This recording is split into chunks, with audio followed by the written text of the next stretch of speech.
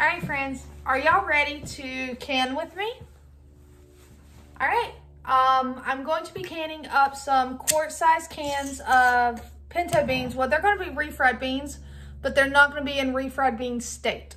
They're going to have everything you need for the refried beans, and that way when you pull them off the shelf and you're ready to have refried beans, you literally just dump them in your frying pan and you cook them down, you mash them.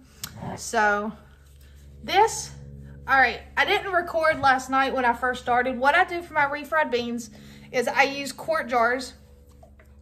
I fill pinto beans up to the line 8. Okay, so basically 1/3 to 24. Then I fill it up with just regular tap water. I do add in, I don't measure, a splash of the apple cider vinegar. What that does is that helps to break down the pinto beans to make it easier for digestion, and it helps them to get softer. So what I'm going to do with this jar real quick is I'm going to go ahead and get it rinsed out, and, drained and rinsed out, and I'm going to rinse the jars out. I've already done that to the other 6 already. So I'm going to get this done right over here in the sink. So.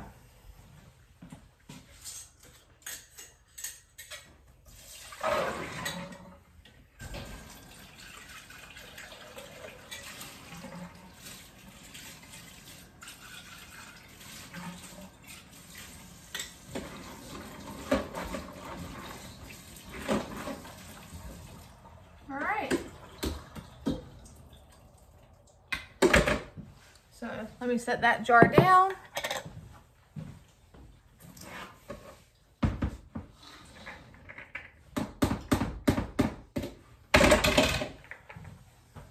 All right, let me get you guys turned around. And also, by the way, I hope you guys are having a fantastic Saturday.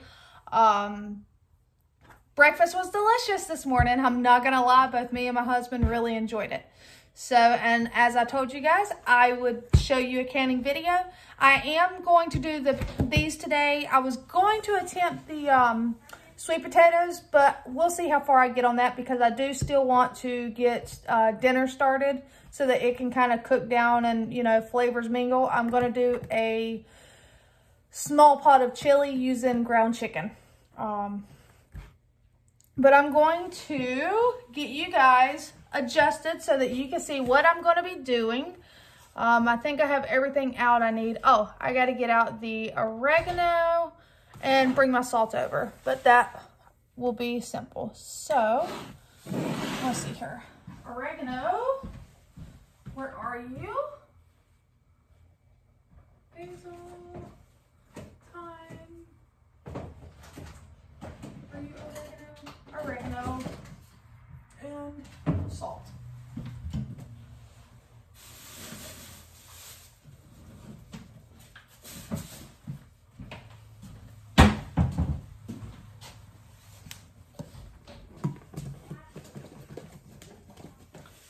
And I need what?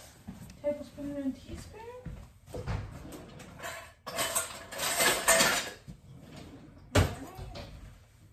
That's the teaspoon.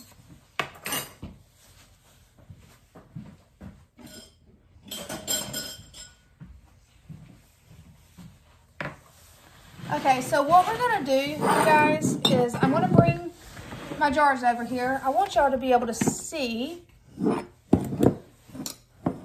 All right. Might help if I bring y'all back some.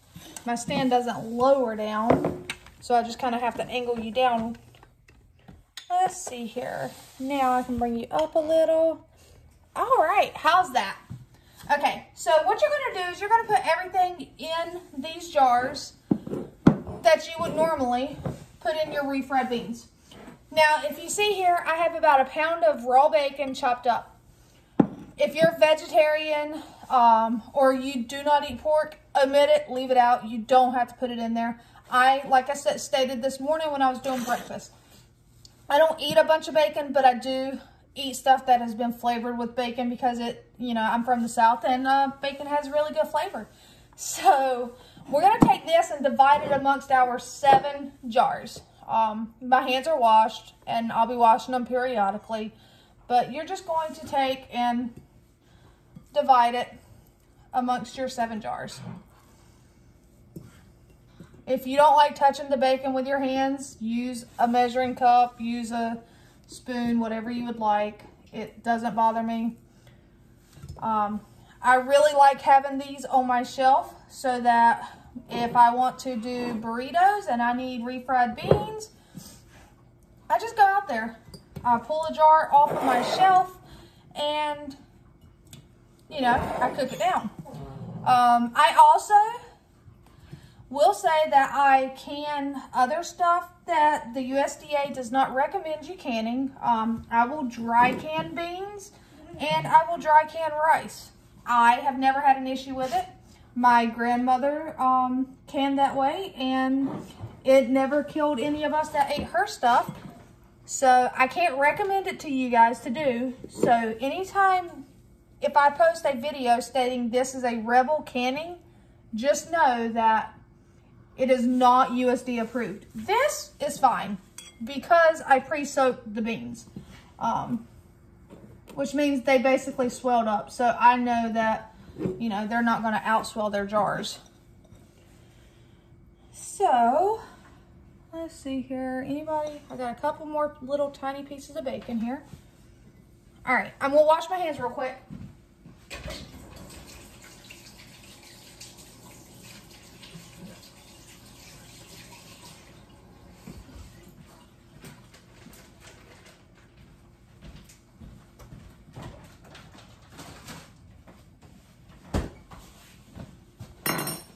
Okay, so we have the bacon divided amongst the 7 jars. Hold on one moment. All right, so now we're gonna take, I have an onion diced up here. I don't measure, so if you want to say 1 onion, large onion, and divide it amongst your jars, I stick with white onion or yellow onion. These are yellow onions, but you're just going to divide it amongst your jars.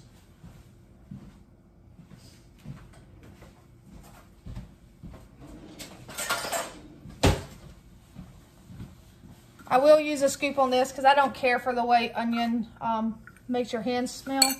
So you're just going to put a layer of onions in there.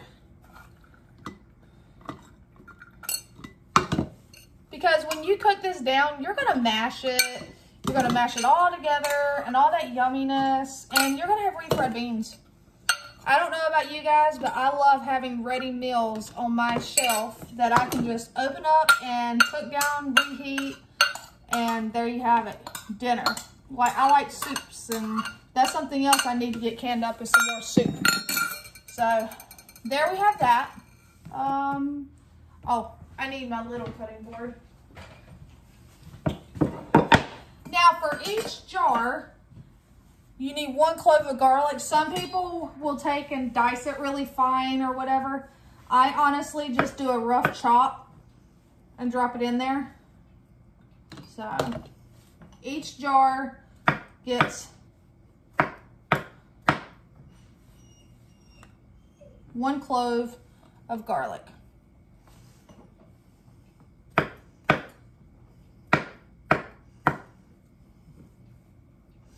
Oh.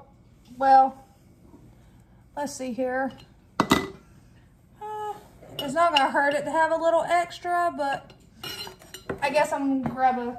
Oh, I already got an extra one. We're good. So that jar is going to have a little extra garlic in it, which is okay. Sometimes you have so much stuff going on that you don't even realize it.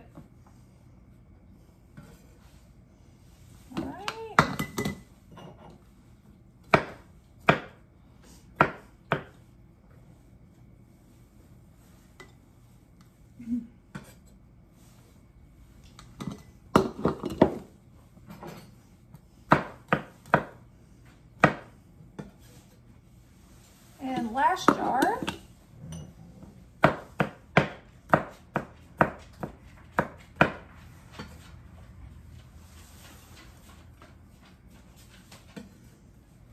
Okay, so we have all of that. Now we're going to take, and I'll just use the same scoop that I used for the onions, and we're going to put our beans back in our jars.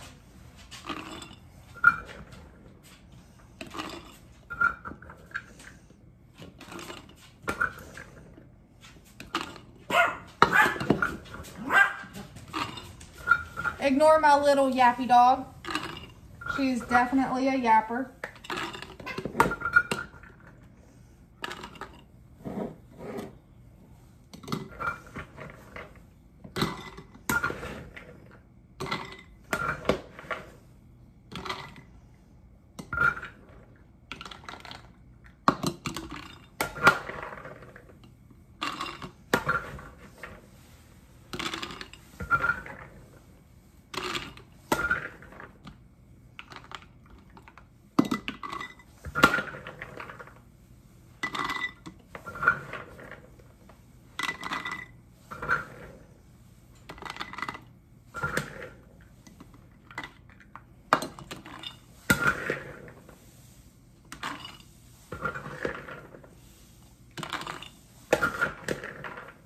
Do you guys can beans, or have you canned beans? If so, what's your method on them? I will do a video showing you how I like to can some of my other beans, because like I said, I dry can them. I've never had a problem with them. I do not like how mushy they get when you pre-soak them, but with refried beans, they're supposed to be mushy, so therefore, it's okay. It does not bother me. This is really the only ones I will pre-soak.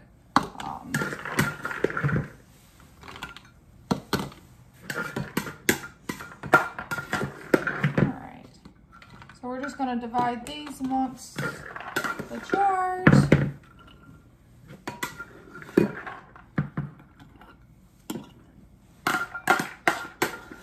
And that's like I want to do some Great Northern beans because I love to just open those up and eat them. Alrighty. So as you can see, we have all of this in there. Now what we're going to do now is we're just going to add some oregano and salt. So let's see here.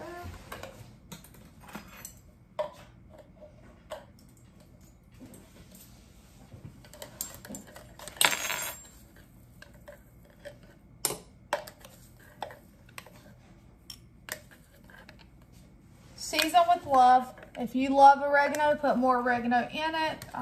If you're not a big fan of it, leave it out. Season it how you would like it to be seasoned, okay?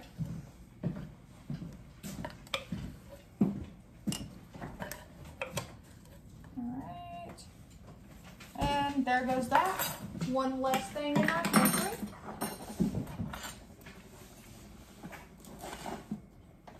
And then we're just going to put a teaspoon. I like to use the candy salt because, you know, it doesn't have iodine in it and it's fine. It's, you know, it works better. So I'm just going to put a teaspoon of that in each jar.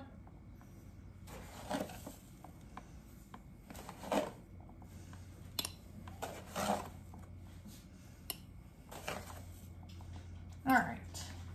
And one more thing, if I have any. Let's see here.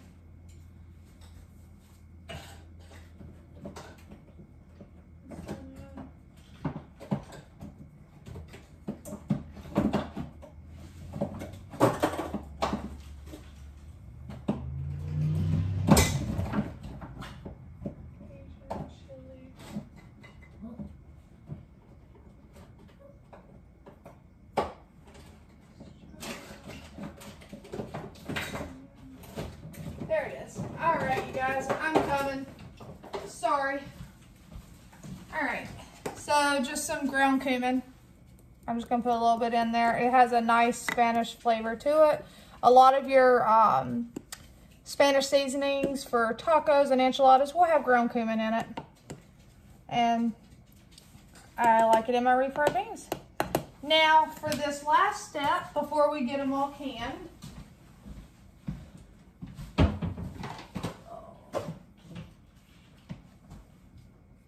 let's see here. Step stool. I'm too short.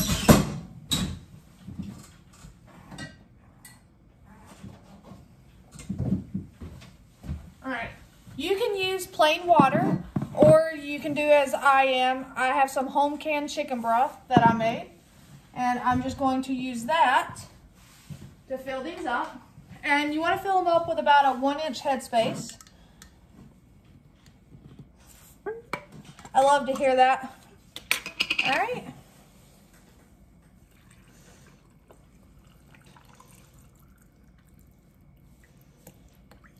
All right.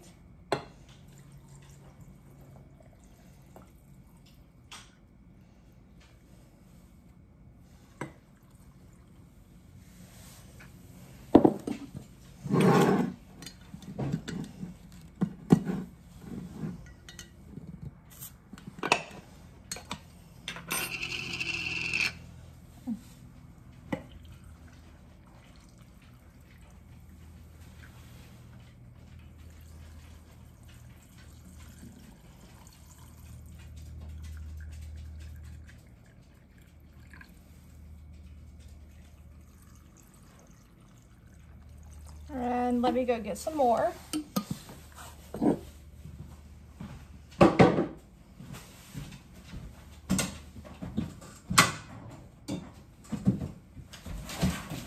Do you guys also can your own chicken stock, or at least make it? Even if you're not into canning and you don't have a pressure canner, you know, you can still make it and freeze it.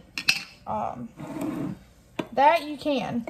You can still make it and put it in freezer containers and freeze it.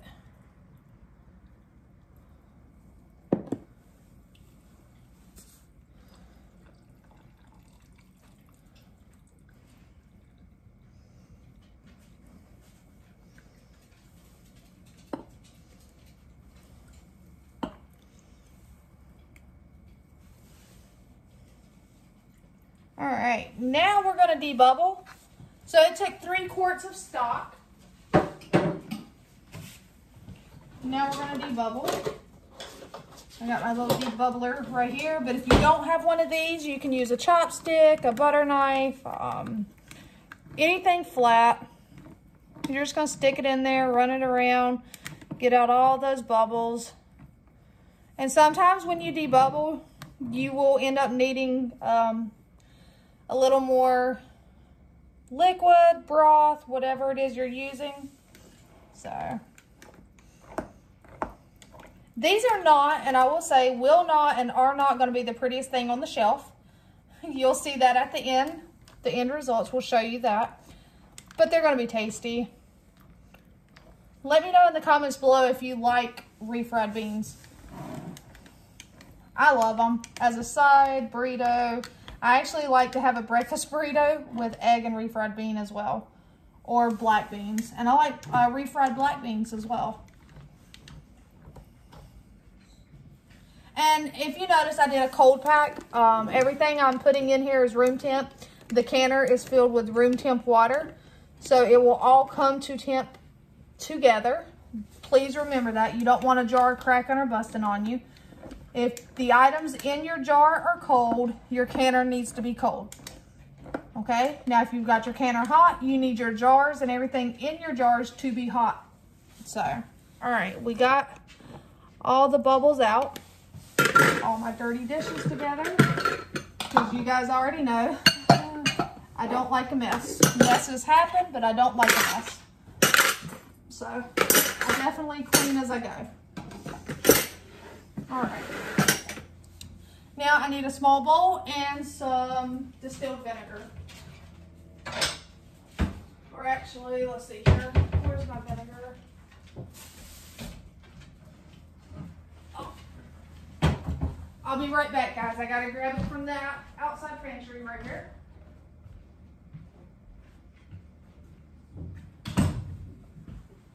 All right. So I have vinegar here.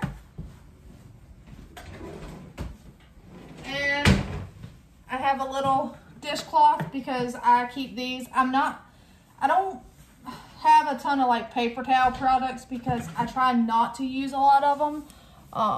I like stuff that I can wash and reuse. So, all right. And you just want to wipe your rims really good and get anything off of there. Even if it's, say, you know, a grain of salt.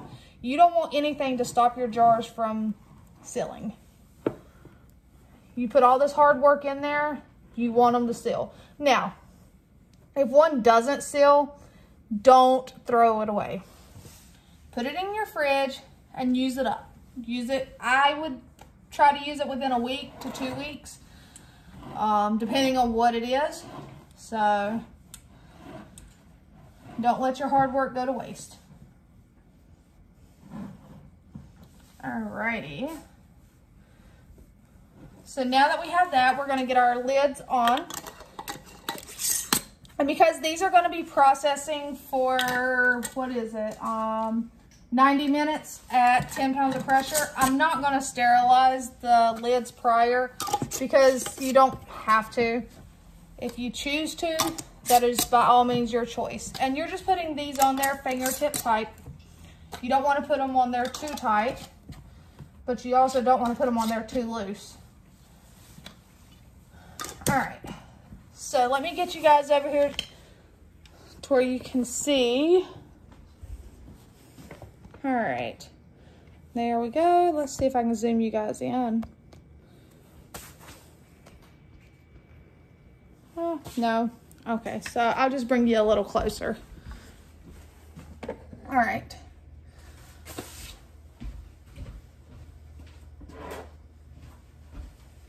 So I'm just going to put these in my canner. I have the Presto 26 quart, I think. All right.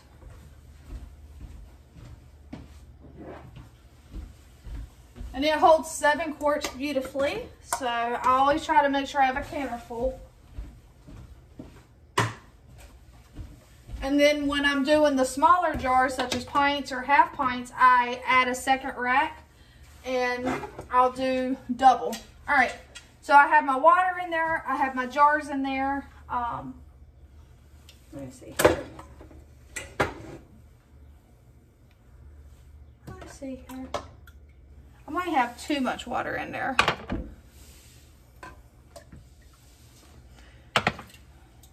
My husband was trying to help me, but I think I might have too much water in there. So let me see if I'm at the line.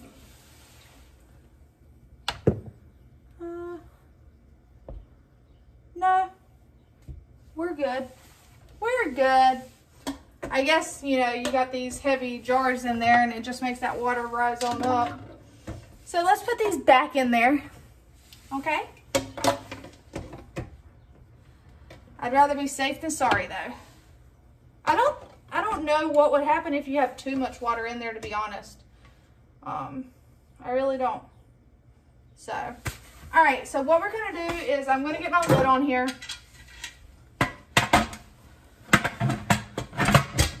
and we're gonna close it. I'm gonna turn my heat up. I'm gonna start lower, so I'm gonna turn it on like a 3, and then I'll slowly bring it up to where it's on a high. And once I have a steady stream coming out of here for 10 minutes, well, a steady stream, I'll set my timer and I'll let it vent for 10 minutes. And then once I watch my gauge, it'll come up to pressure, to 10 pounds of pressure. I will let it process for 90 minutes at 10 pounds. I'll bring you guys back once it starts to vent. All right, you guys, so if you'll see here, this steam coming up, we have a steady stream of steam coming up. And this is what we call venting. So I am going to set a timer for 10 minutes and allow this to vent. At the end of that 10 minutes, this will have raised, and then we'll work on getting it to pressure. So for now, I'm going to set a timer for 10 minutes. I will bring you guys back and show you when it, the timer goes off. All right, guys, so our timer is going off. I'm going to turn it off. All right. Now, all we're going to do, we're going to take and throw our weight on top. And I'm going to, let me bring you guys with me. All right, so what we're going to do now that we have our weight on is I'm going to watch my gauge and I'm going to wait for it to come up here at 10 pounds of pressure. Your pounds of pressure may vary depending on where you're located at and your elevation. But for now, I'm going to wait.